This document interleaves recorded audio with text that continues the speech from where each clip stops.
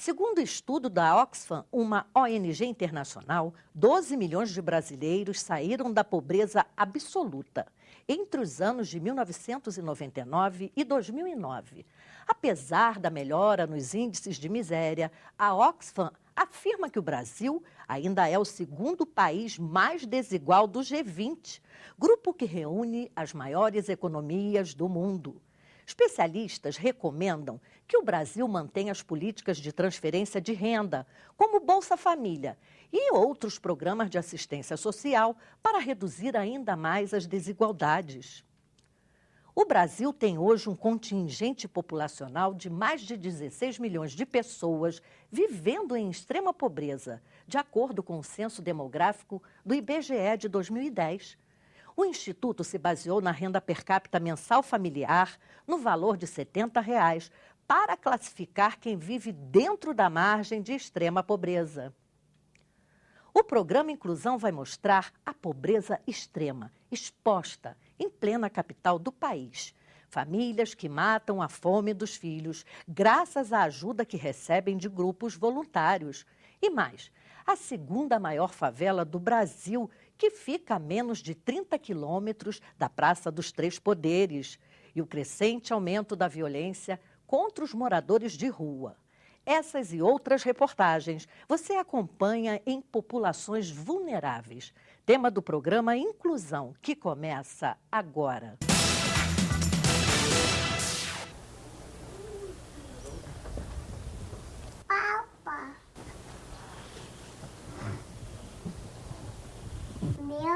Ai, olha, mamãe, todo mundo vem pra cá. Tem dois meninos aqui.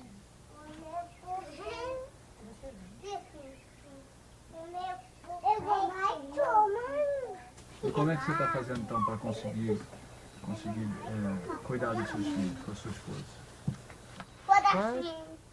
Do jeito que Deus quiser, porque quando tem serviço até é bom, né? Porque eu saio e ganho. Porque a mulher tira esses 50, mas não dá para criar ninguém, né? A família com R$ 50. Aí quando tem um dia eu vou trabalhar. Aí... Agora um tempão Deus fui trabalhar pro lado da Esperança. Mais de uma légua de pé, né? Tem dia aqui que a gente almoça. No dia que a gente almoça, ninguém não janta. De que aqui janta, ninguém não almoça. O carro do carro. Porque não dá pra gente comprar de um tudo com R$ 50. Eu nunca, para dizer assim, para merendar, almoçar e jantar, nunca da minha vida. Tô com 28 anos e nunca merendei, almocei e jantei. Fome nós passa muito. Leite eu nem falo, porque eu não tenho condição de comprar o leite, né? O meu menino aqui, mas é na garapa, porque o açúcar para mim é mais barato. Você trabalha um dia, né? Quando acha um dia a gente compra de açúcar. Bota o açúcar dentro da água e faz a garapa.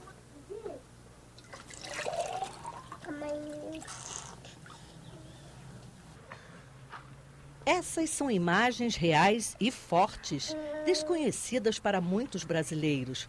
Elas fazem parte do documentário Garapa, do cineasta José Padilha.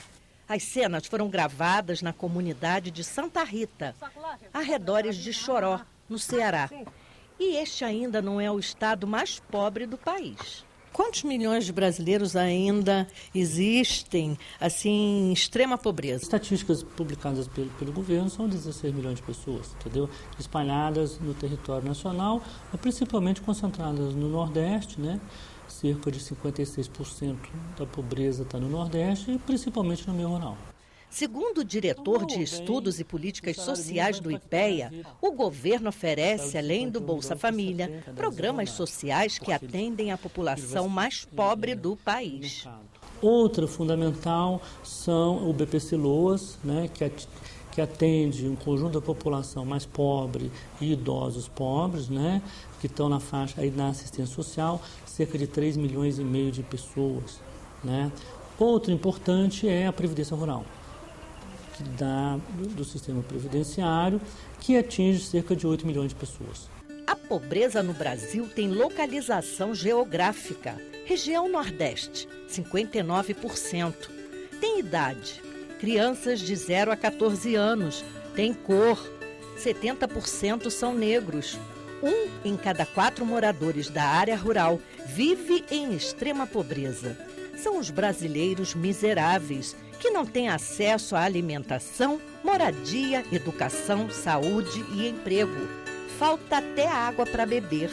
No Nordeste, a gente tem uma pobreza mais disseminada, né, muito concentrada na região rural. Na maioria dos estados, a pobreza está relacionada com... Tem muita pobreza no urbano, mas existe uma pobreza mais concentrada no rural, uma pobreza que tem outras características também, a falta de acesso a serviços, né, como educação e saúde, a falta de acesso à infraestrutura, né, seja de consumo, seja de produção, como por exemplo água, né, e uma das metas, das grandes metas do Brasil Sem Miséria é a questão da distribuição de água para comunidades rurais e para residências isoladas. A gente está falando de 750 mil cisternas a serem instaladas até o ano que vem, né, praticamente resolvendo a questão da água no rural e nas comunidades mais isoladas. O diretor da Secretaria Extraordinária de Superação da Miséria e Extrema Pobreza, Tiago Falcão, ressalta que o programa Bolsa Família, lançado em junho de 2011, já retirou da linha da extrema pobreza milhões de brasileiros. O Bolsa Família é um componente essencial dentro da estratégia do Plano Brasil Sem Miséria, né? Não só pela abrangência do programa, que hoje atinge 13 milhões e 400 mil famílias, praticamente 50 milhões de pessoas, ou seja, 1/4 da população brasileira hoje é diretamente atendida pelo Bolsa Família. Isso é um número importante. A gente está falando de um programa que hoje, em termos de benefícios, chega a 18 bilhões de reais. O seu instrumento básico, que é o cadastro único, essas famílias precisam ser cadastradas para receber o benefício, né? E esse cadastro é um instrumento riquíssimo, tanto para a formulação das nossas políticas, quanto para o direcionamento dos programas.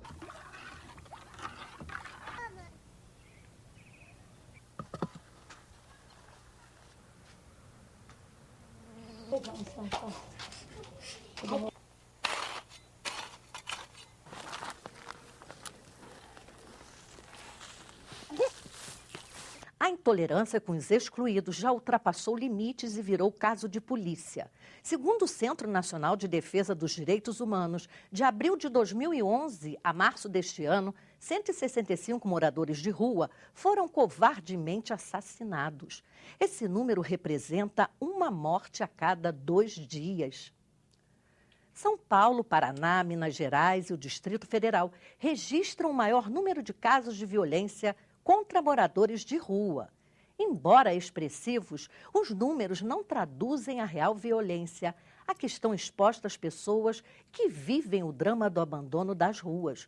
Mulheres idosas são violentadas e homens espancados até a morte. O Brasil deveria estar de luto com os bárbaros assassinatos que vêm ocorrendo contra a sua gente. Não bastassem o drama da mais absoluta miséria e o abandono a que são submetidos, moradores de rua pagam com a própria vida o nível mais absurdo da intolerância de alguns. As vítimas são pessoas que não têm o que comer e nem onde morar. Por falta de opção, viraram catadores de lixo. Vivem do pouco que conseguem tirar com a venda de material reciclável. Hoje nós temos problemas com atenção aos direitos da população em situação de rua. A rede de saúde dificilmente chega a essa população. Essa população se torna invisível estatisticamente, politicamente.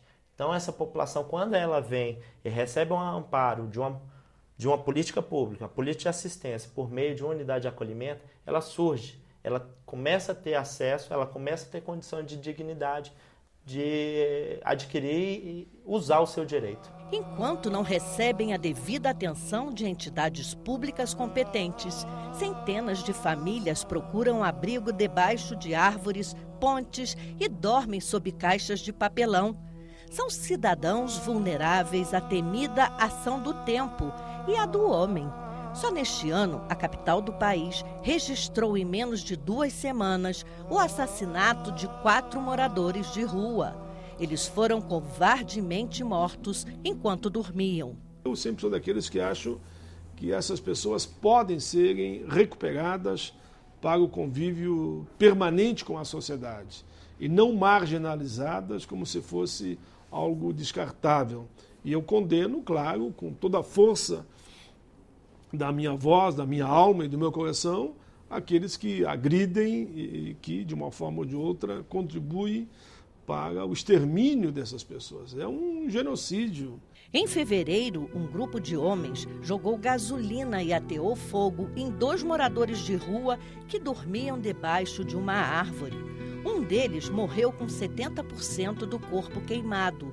2 semanas após esse crime, um homem encapuzado atirou na cabeça de 2 dos 4 moradores que dormiam na rua próxima a um albergue público. Na maioria dos casos, a polícia não tem pistas dos criminosos e os crimes ficam impunes. A população clama por justiça social.